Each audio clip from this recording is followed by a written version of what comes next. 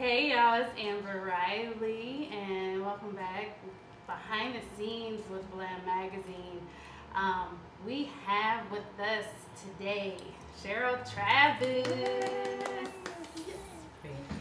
And so, let me tell you right up front, this is going to be therapeutic for everybody that's listening.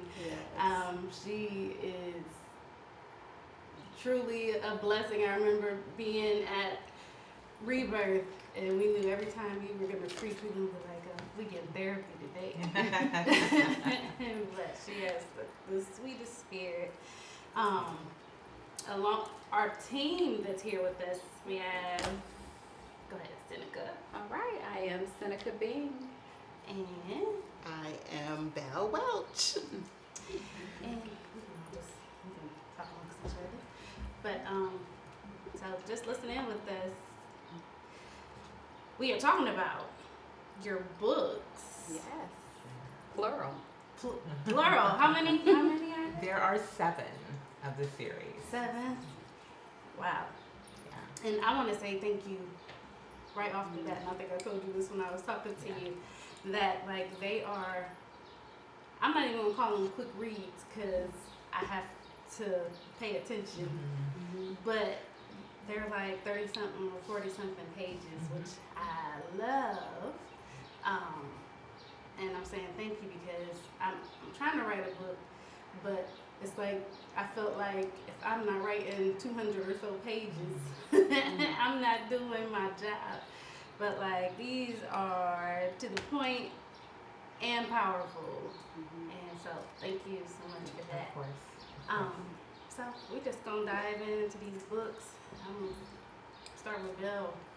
So I have helped God. Ooh, Lord, I am sad. And this one was good for me. I think I was telling you earlier how I was like, Cheryl does not know me. How in the world? How she just talked about me in the first 2 pages. But, I do have a question because in here, you talked about your sadness and you talked about when you were little, how everybody just, for some reason, said, why do you look sad, or are you mad, or... So, is it anything that you can really think of that was sad about your childhood? No, I actually had a very happy childhood. I was just born with this solemn look, and it made people say to me, oh, you look so sad. Oh, Cheryl's so sad. She's such a serious child. And I wasn't really sad at that time, but looking back, there are, I believe sometimes that you can project that on a child. And I believe that sometimes if an adult says that to you and says you look so sad, it can make you sad. At the time, I didn't know what that meant, but I certainly took note of it at that young age. That was like my next question. Like, because they said it so much, do you think that just kind of just grew on you? Yeah. Absolutely. Yeah. And I think they projected that. And I think people do that in general. Yes. They like to name you something that they think you are. Yes. And then we take those labels and live them. And not even knowing the effect, right? Yep. Yeah. Yeah. Well, there is in chapter 2 you talked about, and I'm sorry if I'm jumping all over, but you talked about how your feelings were not validated with facts, just feelings. And to myself, I think, well, Belle, do you just feel like somebody would say this, but in reality they may not? And if you just say it, maybe then you'll be able to know how they feel. So when you say,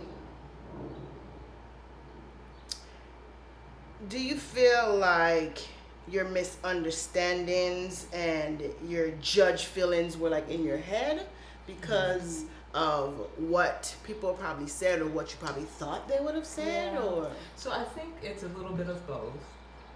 And when I think about how sometimes we, say you start work and then you're in work and you got a bad call and this didn't work out and you've got all of these meetings and none of the meetings are going well, and then you just surmise that that's a bad day. I'm having a bad day. When really named the 24 hours based on the first 5 minutes of your day. And I think that happens even when somebody does offend us, that we just gather that everybody's offending us. Yeah. So I think it's a little bit of both. That's good. That's good. And I That's think good. too, like, just like twice you said it, and I was gonna jump in the first time, but now since you said it the second time, I didn't realize, like in the Bible, how many verses there were that talks about watching your mouth. And now, I wish I knew this a long time ago, but realizing how powerful your words Absolutely. are. Not only they're not just powerful, Absolutely. like God made us in His image and He created everything by speaking. If we are in His image, Absolutely. we speak our stuff. We do. Life or death. Yes. Life or Power death. of the tongue. And you know how we always said it, even as a kid, well, when I was growing up, it was like sticks and stone may break my bones, or words that never hurt me. That's a That's lie. It is a lie. That's a It is a lie. lie. Because you will hold on to those words for a very long Yeah. time. Yeah. Yep, we were definitely made in His image with a powerful tongue, and so we do have to watch how we use it. Yeah. And I don't think we consider it all the time, even when we're speaking to our kids. Right. Yes. And the heat of the moment. Yes. Leave me alone, I'm working. Yes. Yes. Leave you alone. So good. Yes. My baby girl will not let me live down some stuff. I'll be like, "Girl, it's not for you, baby." Powerful. It's powerful. I mean, I have more, but I'm going to let somebody else because I have a lot. Because like I said, this was all me. Go ahead, because it was all, I think I told her the same thing. It was like, I I got mean, to she kinda page 1 or answered 2, and I'm like, me. what's the Cheryl? And you know, I want to say that when I wrote these books, I'm not a reader. And people, you know, they look at me and they judge me and say, oh, she looks like she would write books. But in reality, I'm not a reader. And I like short things. I like short sermons. If you notice that my messages are no longer than 45 minutes, it's because our attention span, Yes. they say Right. 45 minutes, 40 minutes, that's Yes. enough. So I everything is short. And I appreciate wanted it to be a quick read that you could keep with you and read it again and not be too taxing to just keep going over words that don't mean anything. So I prayed that they would be effective and short. And which they are, because like I told you, I read this book 3 times, and I often buy books to read it, right?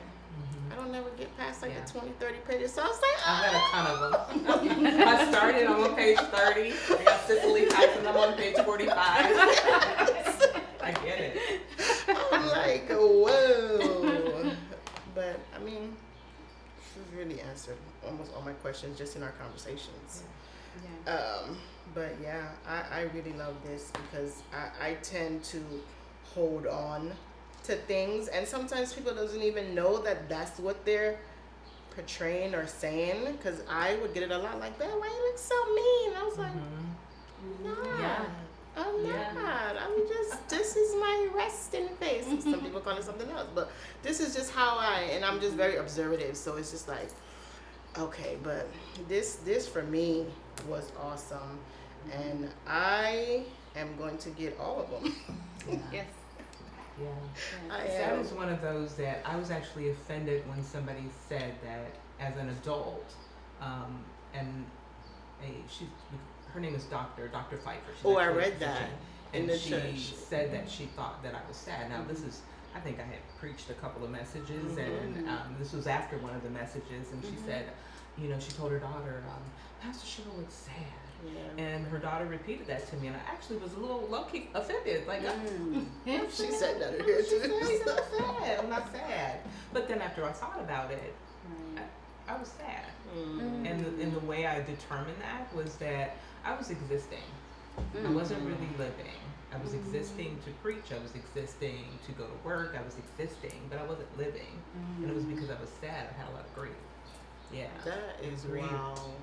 And sometimes you don't even know you're grieving. Yes. Sometimes it's your life that you used to have and things that you used to have. I or the remember way you things said used that to be in high because school. you passed that house and you was like you didn't realize, and then you talked about, and which was a good thing too, because you said that you didn't realize you could grieve for anything but people that People. passed, Yeah. right? And Yeah. I was like, wow, Yeah. that is I miss really, my house. yeah, yeah. Yeah. And then the perceptions that you had, that you probably thought, you said something about your daughter taking pork chops and she loved it, but you was like almost like embarrassed, like you didn't like. Yeah. Yeah. That was. Yeah. Yeah, but you this. But I'm glad because you brought up a great point that you can grieve things other than Mm-hmm. people. Yes. And, in the space that we're in now with COVID and all of the social unrest and all of these things that have happened, there are people that are grieving and they may not realize that they're grieving. Yes. Absolutely. Yeah. That is the Absolutely. truth. That is the Yeah. truth. Yeah. That is the truth. I want to jump in because, as these ladies said, it did feel like this was for me. So, but I have help God, I am hurt, Okay. and I was really glad to read this and really thankful for the pieces that you really. It feels like you were intentional in putting in there so that people can pull from that. Mm-hmm. And so I'll just kind of start towards the beginning and kind of go through, but I love highlighting because I like to go back to what I'm going to. But on page 3, you talked about the fear of rejection caused you to create this baby doll darling of a woman who truly did not exist in you. Can you talk a little bit about that? I get chills when I think about that because it's very powerful, because I know that I'm not the only one who does that or has done that.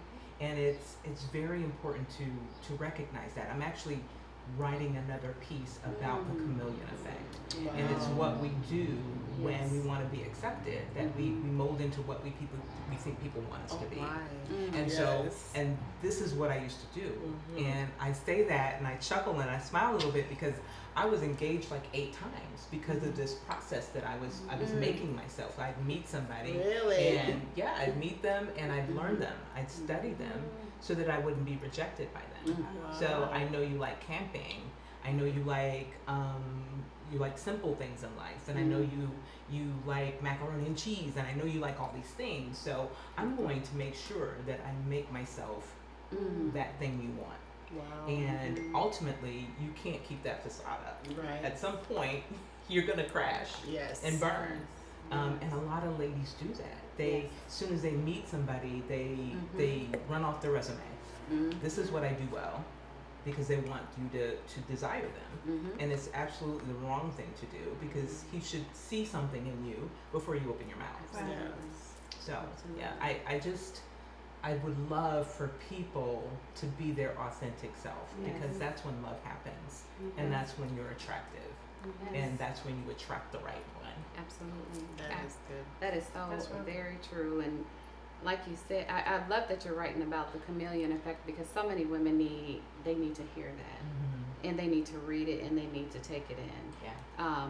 Because exactly what you said, I always call it the representative. People, you meet the representative, Yes, right? You don't meet the real absolutely. person. And so I'm waiting for that part, because I have a lot of little young ladies to have that conversation with. This is really critically important. And they spend their whole life behaving that way, Yes. and it doesn't work, Right. but they continue in that cycle. And I know, Absolutely. because I'm a witness, that Yes.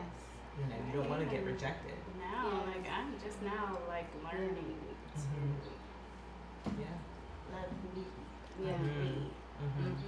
Me too. As I am. That is crazy, because Me too. I had Bible study last night and we talked about all of this. Just loving yourself and Yes. just not, you know what I'm saying, just being your authentic self. Yes. You know, because I might not be for you. Yeah. You know? Yes. So And that's okay, And that right? is okay. Yeah. And we're not wasting each other's time, Exactly. because I mean, you see me. Exactly. So you can Exactly. go this way, or you can come this way. Yes. Yes. Absolutely. I always joke, because with my husband, I said I knew he was the one for me, because the second time he came to visit me, my hair was wrapped up. You don't see all of me. Exactly. Yeah. Exactly. And you know what? That is what God is looking for. He's looking for who He made us when we were born. All of our quirks, all of our uncomfortableness, Absolutely. all our awkwardness, my crooked teeth. That's what He wants to use. That's right. Personality and all. That's And so right. I don't know where we come off changing who we are, Yes. public, Yes. for public Mhm. opinion, but Yes. Yes. I just loved it because you said the unfortunate part is that I had to continue evolving this plastic being yeah. into what I felt the suitor was looking for, and it was exhausting. Wow. It was exhausting. Yes. That's That was. I need that one. So yes. So you talked about the ability to revisit all parts of hurt, and people wanting to shy away from that, right? We don't want to revisit the hurt that we've gone through. Yeah.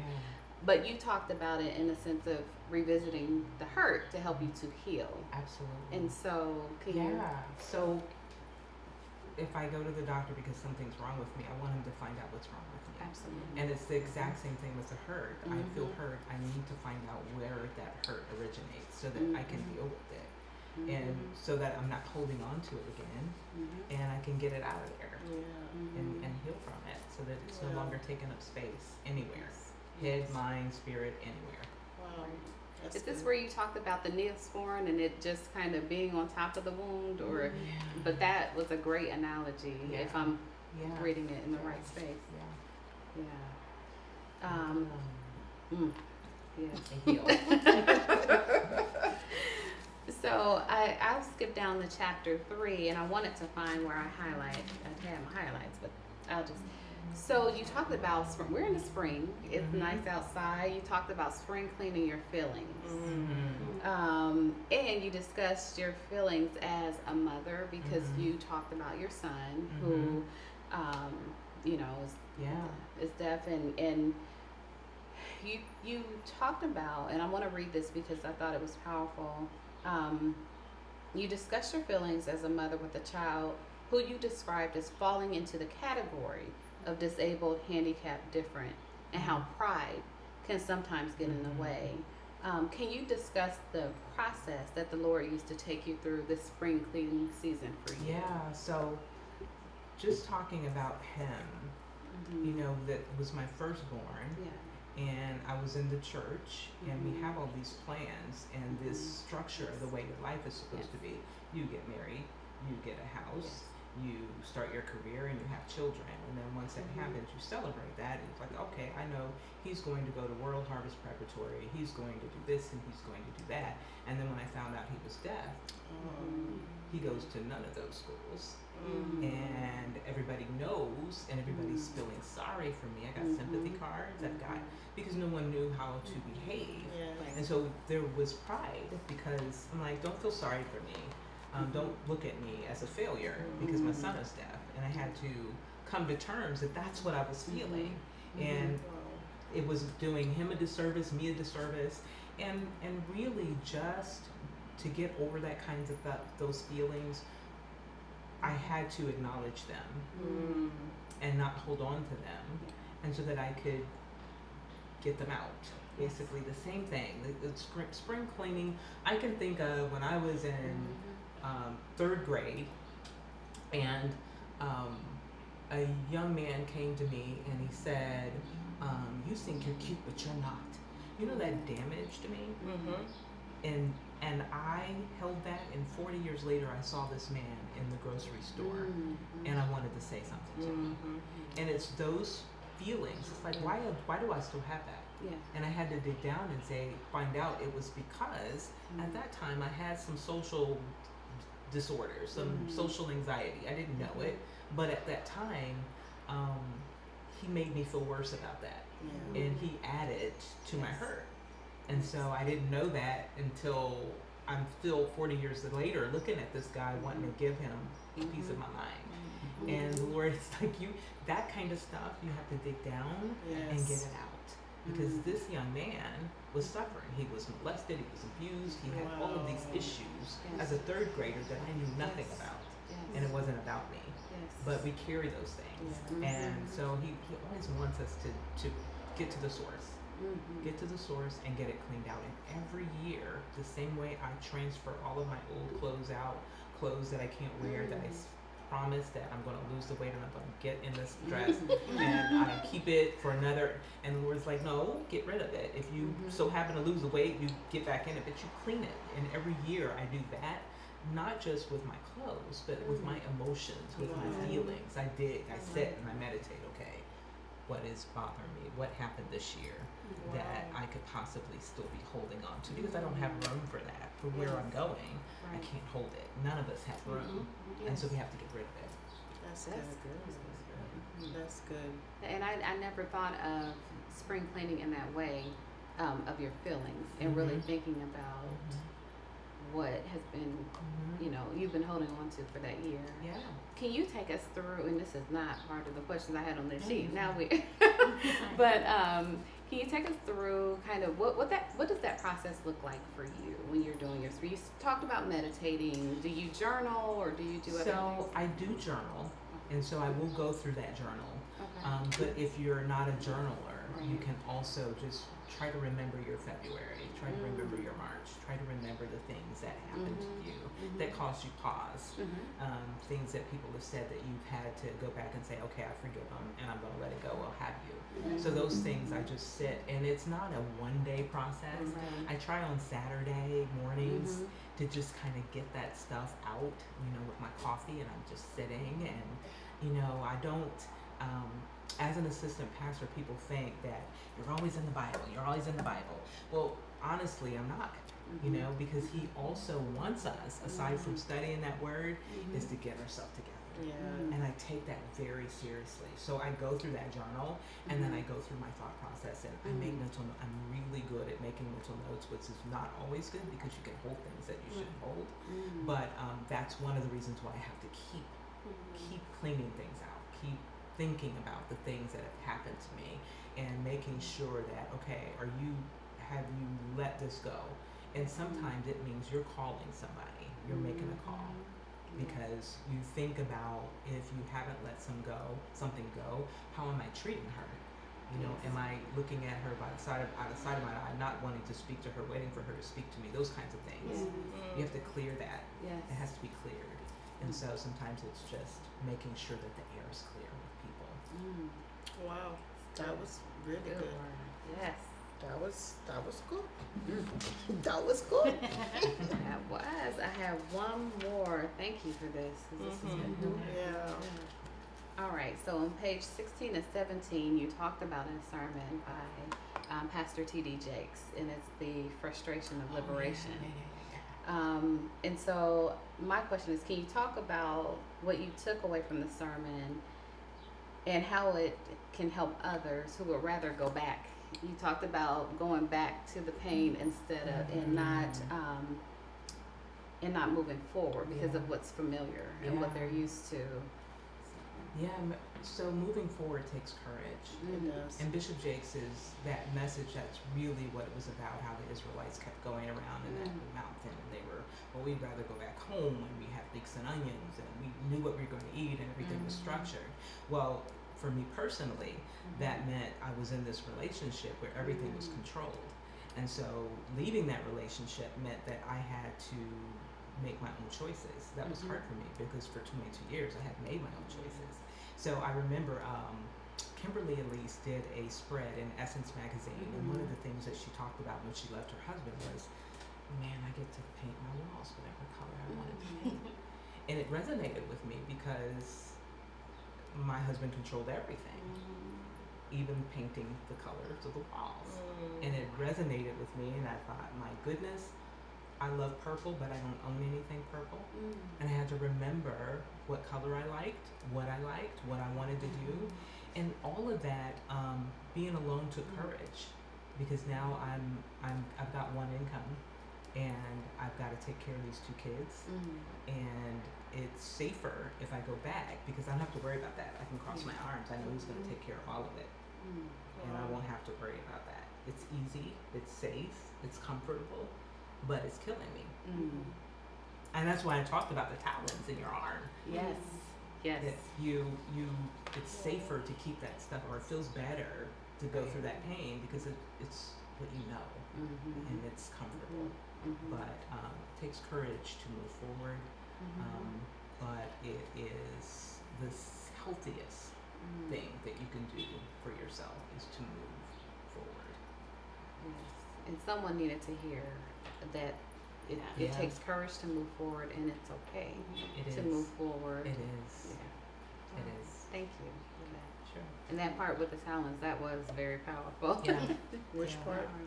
It's their talents, and you talked about it being so painful, and I was like, you talk about it because you wrote it, but it resonated. It's so I had a dream.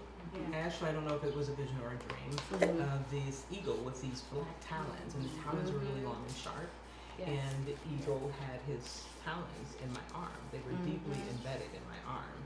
And the Lord from heaven took down his hand to take the eagle's arm to pull the talons out. And I stopped the Lord and put the talons back in. Wow. Because pulling out the talons was painful, Mhm. not as painful as keeping the talons in my arm. And we know that the talons are poisonous and they kill you. Mhm. But again, Mhm. I don't want you to take it out. It's almost like, I got a splinter. Don't take it out. Wait. Mhm. But when you actually get it out, then you're like, oh, Yeah, it's okay. starting to feel a little bit better. Okay, Yeah. I got it. Thank you. Wow. But That's, that was powerful. Yeah. It was all powerful, but that was. yeah. What was the last of yours? Yeah. Okay. So I had help God. I am afraid. And from I probably got through 2 pages. I'll probably read a couple pages and be like, okay. Like it's too much, and it was like I was reading me. I was reading my story, and the first question that I have for you is on the dedication page. I got stuff on the dedication page. On the dedication page, you talk about your father being the inspiration, and you say that he was frustrated with you because he saw himself as your protector, but he couldn't protect you from your bad choices. Yeah. Now, I used to teach a class, and I would tell my class, like, God doesn't overrule your choices. Is what you were saying, is that, do you think that's representative of us with God, him being our protector? Do you believe that God does not interfere with our choices? And also, are we only in his full protection when we are actually not only just abiding by his word, but also aligned in the purpose that he has for us? Are we only fully protected then? That's a safe place. That's the safest place to be. But his grace extends beyond our bad choices. And so Cheryl, if the Lord did not extend his grace to me, Cheryl would be broke. Cheryl would be full of disease. Cheryl would have about 6 children. Cheryl would be mentally unstable, and Cheryl would have probably killed herself 5 or 6 years ago because of my choices. But his grace extended out. I was out of alignment, but his grace extended out. It is always the better, the safer, the most comfortable place to be in alignment, because he can fully protect you from those things.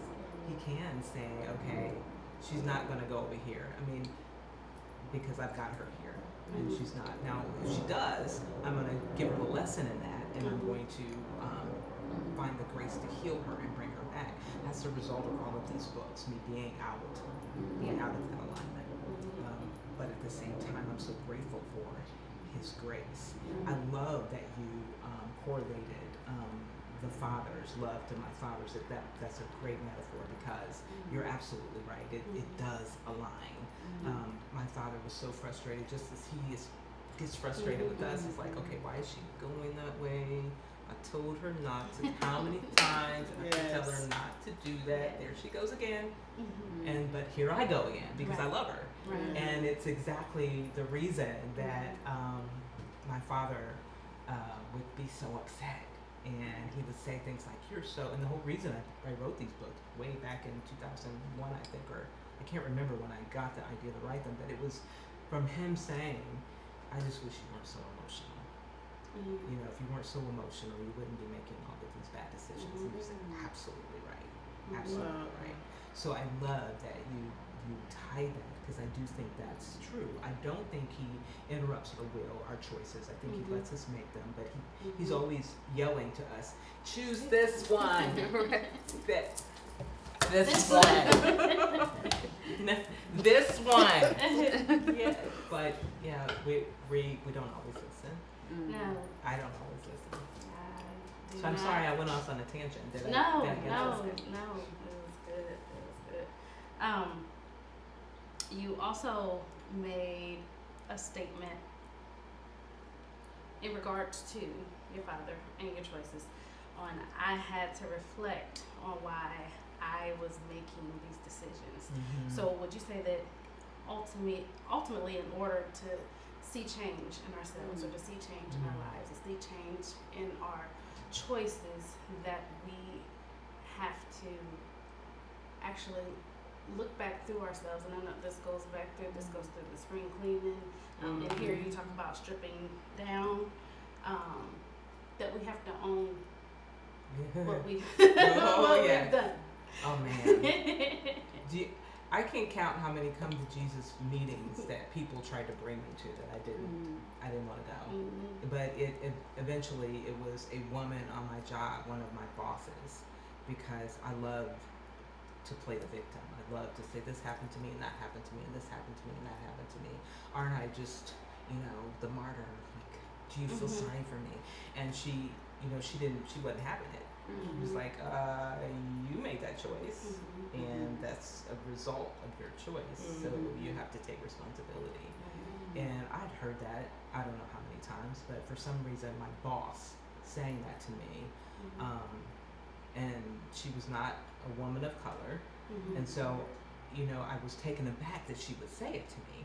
But at the same time, it was the shock factor of it all made me think and just look introspectively and say, okay, you're right. Yeah, I chose that husband, and I chose the second one too. Yeah. God did not have anything to do with that, but I did that. So yes, absolutely, we all have to do it Yes. and own our stuff. Wow. I had to. That's when things started changing for me. Yeah. Is when it's easy to say, well, that was so and so's fault, and he hurt me, but yes, exactly. No, I'm in this place right now because of things I said yes to that I know I shouldn't have. And until I think anybody gets to that point and points the finger at themselves rather than like they're never gonna progress forward past everything. So you start talking about your relationship with fear. Started at the age of 5. And I remember being present for one of your sermons where you talked about, and it had hit me then when you said it, was that you go back to your childhood and you can find, in some essence, I can't remember exactly what you said, but basically what you have a problem with today, you can go back to your childhood and find out where that problem originated from. Then just now, I don't even know if you realized it, that when you were saying 3rd grade, I don't know why you pointed at me, but you pointed at me when you said 3rd grade. So, but my childhood issue was in 3rd grade. Oh wow. And in 3rd grade, because I was always a good student. I was always an A student. My grandmother taught me how to read. I was reading at 4 years old, like fluently. She gave me the Bible and I was reading fluently. And so through 1st grade, I was happy. I was always raising my hand like, oh yeah, no, I can spell that. No, I can spell. I remember one day she put a word on the board, encyclopedia. I'm like, I know what that is. That's encyclopedia. I know what that is. That's 1st grade. 2nd grade, same thing. And I would like to help out, always be the first to finish tests. And then I liked being that person because then I could get up and help somebody else. It wasn't to show off. I sincerely liked being able to help people. But one day in 3rd grade, my 3rd grade teacher, she called on me to read something. And I read, and, you know, God bless her. I know she doesn't know the effect that had on me. But she was like, oh my God, what are you saying? You sound like you have marbles in your mouth. And people started laughing from that day forward. I didn't say anything. I didn't talk in class. If I had a question, there are, you know, positives that I got from that. I could research the heck out of something, because I will research the heck out of something before I open up my mouth to ask about it in a public forum. I could sing all day long, but if you ask me to speak, I don't want to have no parts of it. And it's only just now, like this, all of this, like this is a huge step for me. And so that was kind of like my testimony. But so even now, it's like Satan, he never stops that fight though. So it's like, oh, you think you're gonna, you know, overcome that fear. So now sometimes it's like a guilt that it took me this long, and so now you've taken too long. Like, now nobody really wants to hear what you got to say because you're too old. You should have been talking back, you know, 10 years ago. So how would you suggest getting, I pushed through these voices, even with like our first issue, probably up until the night before we were going to launch that first issue. It's like I lay awake at night and the voices be like, you don't need to put that magazine out. Ain't nobody gonna read that magazine. So what are your suggestions on getting through those feelings or those emotions? That's trauma. Yeah, it's some serious trauma when an adult tells a child something like that. In the height of you being in your element. And that's really what the enemy always does. And he does it when we're young. When that young man sashayed over to me to tell me I thought I was cute, I didn't speak in the 1st grade. I was painfully shy, or the kindergarten or the 1st grade. But 2nd and 3rd grade, I started coming out of my shell. And when he approached me, it was the first time that I was actually on the playground, running around, laughing and playing, and actually being free. And of course, at that perfect time, he walks up to me and says, "You think you're cute?" Well, the next recess, I'm looking for him like, well, I'm not going to play, because I equated me being free to being shut down. And so I say that to say that the enemy always, he'll always talk about the marbles in your mouth. As you grow in spirit, and he does things like this magazine for you. In the middle of that is marble mouth, but there are blessings on top of that. But in the middle of that, there's always the enemy saying, "But you got marble mouth." And it, as you grow, it's still in there. It's just understanding. I had to go back and find out that boy had issues. Understanding that this teacher was ignorant, and to her, everything probably got on her nerves that day because she's probably tired of teaching. But whatever the reason would be, just remembering that doesn't define you. You're always going to hear it, but it doesn't define, and it will never define. And the enemy will always use that. He always uses a little bit of truth of your story to add his truth to your story. And so it's we have his voice talking to us, and it's the reason why the Bible says, "Cast down all of your imaginations and every high thing that exalted itself against the knowledge of Christ, bringing into captivity every one of your thoughts." And that's why that scripture says that, because the enemy is constantly marbles. And don't forget marbles. Camera's getting ready to come on. And it's he's dirty. He's a dirty dog, and that's what he does. And it's we can't expect him to do any different. He's going to be there, but you. Thank you. Shoot, I don't even know if I want to ask anymore. That was good for me. It's amazing though. We could probably all think back and dig to when we were young, the things that defined us. And maybe they don't define us today, but at some point of our life, they defined us for a while. Because that's when the enemy that's the perfect time in our innocence, because he wants to destroy that so that we'll never become. And usually it's around that time where we forget who we really are, who he made us. Yes. And we stop being authentic because somebody came in to make us stop being authentic. Yeah. Yes. And it's good. So I'll go ahead and I'll ask one more because that actually it ties into this question. You had mentioned Matthew 5:13-14, which says we will be dissatisfied in life until we are in our divine purpose. And I like it when people point out. I'm a preacher's daughter, and like I said, my grandma gave me that Bible when I was 4 years old. But I love when I find stuff that I still didn't know was in there, and I didn't know that statement was in there. But do you think that, like, my book was afraid?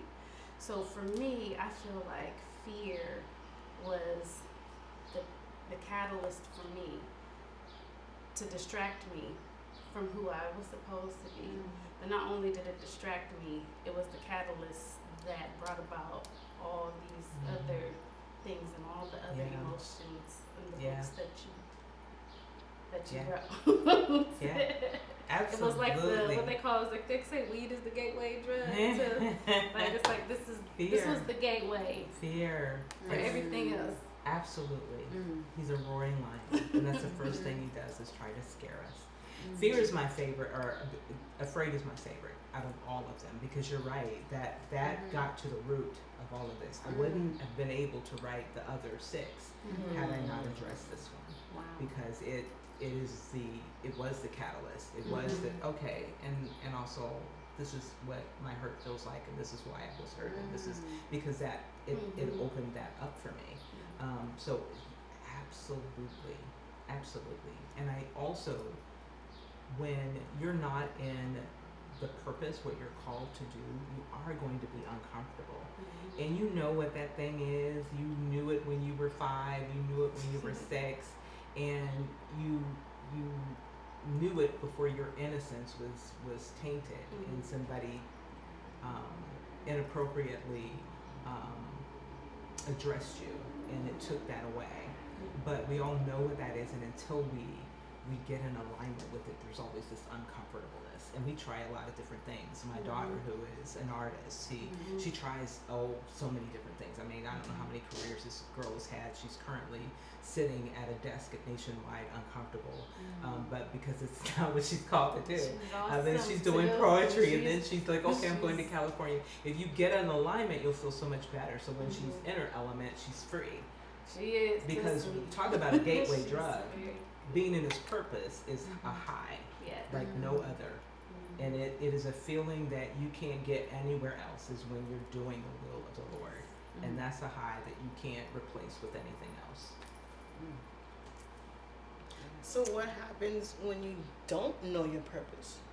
When you feel like you've really been searching, but you really... So when you say that, so this is you're me right now, because so this maybe about, I don't know, 15 years ago, I said that. I was like, I don't know what that is. And I'm just, because for one thing, I'm very creative, and I can do things with my hands. I can create. And so because I can create, I can pretty much do anything. So what is my purpose? Because you're good at a lot of stuff. But it's the thing that makes you feel the freest.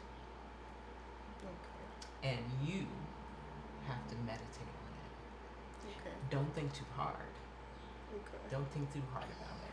Because it's a mistake I made. Like, what is it? What is it? Well, I'm a teacher. I used to write on my board or the back of my door when I was little, and pretend that I was a teacher. So when I was 4 years old or 5 years old, the 5 thing, a lot of it happened at 5. When I was 5, I'd have my pretend cup of coffee and I'd play like I was teaching the class, and I completely forgot about that. But there's this thing in me that just likes to teach, and when I'm doing that, I feel the freest. I'm high right now. And it's a feeling that I can't replace with anything else. And you'll get it. And I'm gonna be praying for you. Thank you. Because it's hard when you're a creative. It's hard when you can pretty much do anything, because you get tied up with it. It's like, okay, what is it? Is it this? Is it? But there's a ministry focus. There's a ministry focus. But Okay. That's good. It's good to know. Anybody else have any other questions? One of my questions was, and I didn't even know about your son, but one of my questions was, do you see or can you tell or see sadness in your children? so at the time, so when they left their cozy home with their swimming pool and their basketball court and all that stuff, and we moved into a 2-bedroom apartment on my $32,000 salary, at the time I didn't see sadness within them. What I knew is that they were very good kids. They made good grades and they obeyed, and I thank the Lord that they were so good. My daughter was wearing her uniform from the private school to public school. They didn't complain about a thing. But when I look back, it was their complacency, it was their conformity that was evident that they were sad. They had given up. It's like, whatever you tell me to do, Wow. I'm just going to do it. I'm not going to make any ruffles. I'm not going to, just because I want things to go back to the way they were. So I'm just going to just go and do whatever it is you want me to do. And if I have to wear this uniform, I don't care. I don't care what people think. Well, I don't that's care what good, people do. because that's a lot of Because, stuff. People yeah. usually care what people Yeah. think, so Yeah. that's She was really sad. good. She was sad. Yeah, and So- I didn't just have that revelation. She told me. Wow. And he told me. They would say the things that they shared after the fact, that I was like, praising God, thank you. My kids are so good right now, and I need them to be, because I'm depressed and on the verge of suicide, and they're just being so good. And they were sad. So I encourage anybody, when you take your kids through that type of transition, they need counsel. They need counsel. No matter, I prayed, and the Lord protected them and covered them, but they needed professional help. I know you guys talked about catalyst, right? But was it like a breaking point where you was like, I just have to really just get over this hump? Because you know how how you say that you have to actually face it to get over it. Because you can say, okay, today I'm going to do better. But what really made you like, I can't really do this anymore? Yeah, so that was really a process, because I kept, first of all, I had to stop playing the victim, because again, I love to tell my stories of how horrible things were for my life, because I love people to comfort me. It's like, oh my God, that happened to you. Oh my God, what can I do? And I love that, because I was needy. I was all broken. And once I decided that I was tired of that stage, I don't want anybody to feel sorry for me anymore. It was that part of me. And the fact that I looked at my kids and they were mirroring me, and that was a problem. That was a problem, because that was not good. Yeah, that's good. Yeah. That's good. That's another thing I don't think people realize too, is that everything, not only are our words powerful, but I believe like there's a spirit in everything. And so even like I'm in school now to be a licensed marriage and family therapist. But one of the things that in one of my classes, a couple classes ago, we did they call it a genogram. And so you make a diagram of your family, and you go back 3 or 4 generations. And then what the therapist looks for is patterns in the family to describe why the client is going through what they're going through right now. And my teachers probably laugh at me because I'm like, y'all call this science, but this stuff is right. It's right here in the Bible. This thing is right here. Oh God, this isn't the finest in the 3-4 generations, but that's what they do. And so it's like everything, every choice that we make, it's not just us. It affects our children. It affects the people around us. But for this magazine talks about it's in support of the family, and that's one of the things that like I want to hit hard on, like make choices that are worth repeating, because we do set things in motion, Right. and we don't know where it's gonna hit, but like the Bible doesn't lie. That's right. Whatever we sow, it's gonna reap somewhere. It's gonna come back around. And where's that on that? When we have children, they're watching. They Or are. what? They absolutely are. They are. So true. Wow. So, anybody got anything else? I have a lot, but I might need a chair. Maybe like a red chair to sit down and be like. But no, I think that I'm glad you wrote it. I am, because a lot of times you don't want to say your feelings out loud because you might think you're crazy or so I'm glad you wrote it, because even for me, like, I understand that past hurts make me want to act a certain way so you are pleasing to people, even though in some ways this is your personality, but you kind of do extra, so what I've learned lately is that I cannot expect me from anybody else. So whatever I do, I can't expect somebody else to do the same thing that I do. Yeah. That's because this is me, and so yeah, you have a fan for life. Yeah, it's good. And even now, like, I'm even more, like, last night I went to Bible study and we just talked about the vine, and how Jesus is the true vine and God is the vine dresser and we are the branches. So I'm like, okay, Jesus, you make me look good, because the vine does all grows the grapes and the vine dresser takes care of it. He prunes us, he irrigates us, he does all of that good stuff. And we're just to stand there and look good, because whatever we're going through, he knows it's going to happen. So we have to just trust him, Absolutely. It's hard, but you just have to definitely give it over. Yeah, we do. Yeah. So, And he wants us to bear the fruit. yes. He does. When we think about the vine dresser, we talk about in Isaiah 5, where the Bible, where the Lord was talking about his people and talking about how they are part of his vineyard and how he dresses you, he prunes you. Yes. But what he'd like for you to do also is to bear fruit while he's dressing you and pruning you. Yes. And he's very serious about that.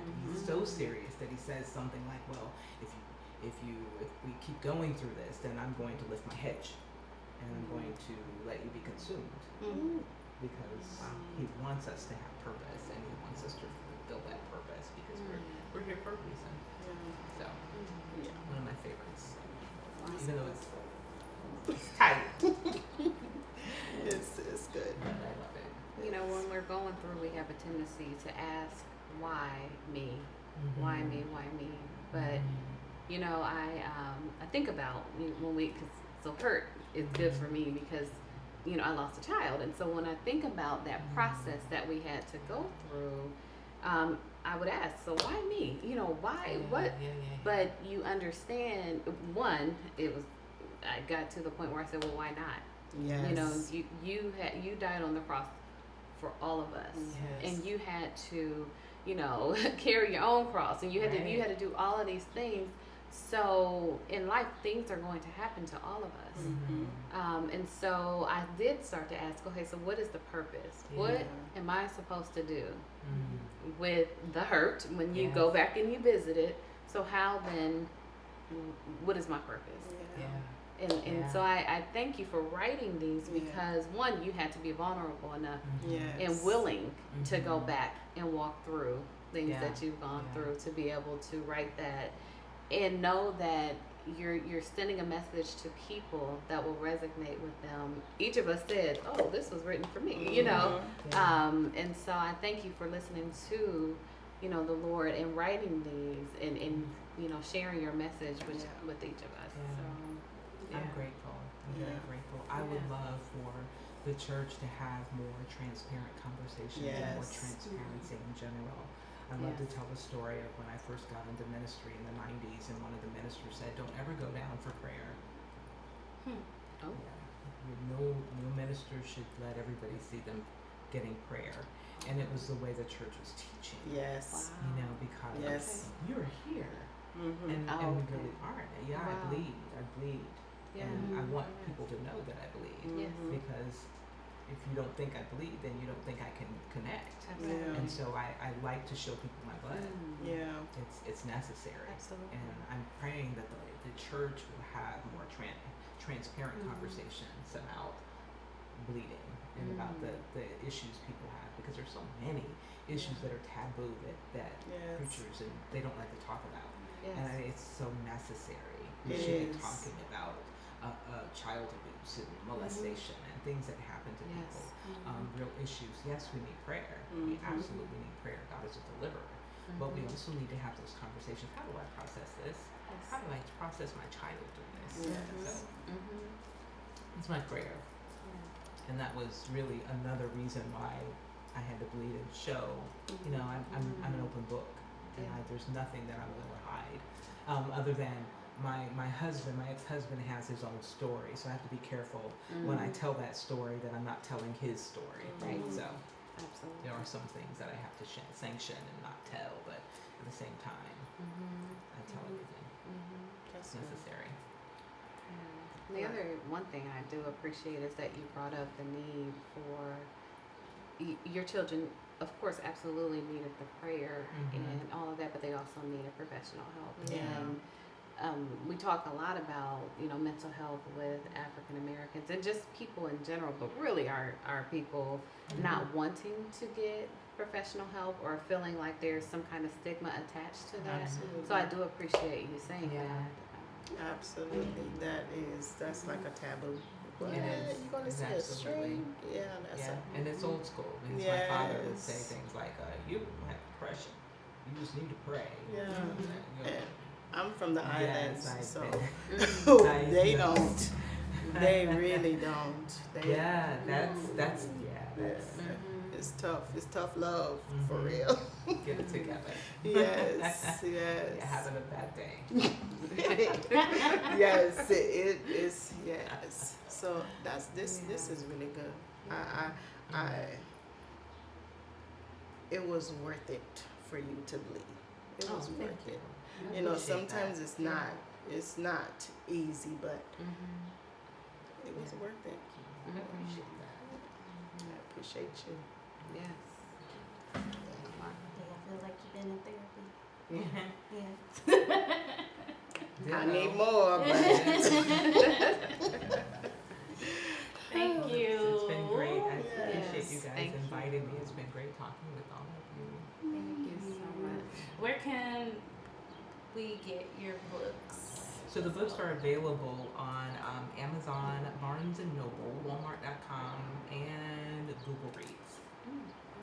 Awesome. Yeah. And also, shoot, I'll go ahead because we've got another author at the table too. yes, Oh, we shout out do. Cheryl. You're so funny. Yes, we So do. funny. Well, Aaliyah's missing teddy bear, and That's your book. I've seen that. yes, About grief. yes, Yes. I know you.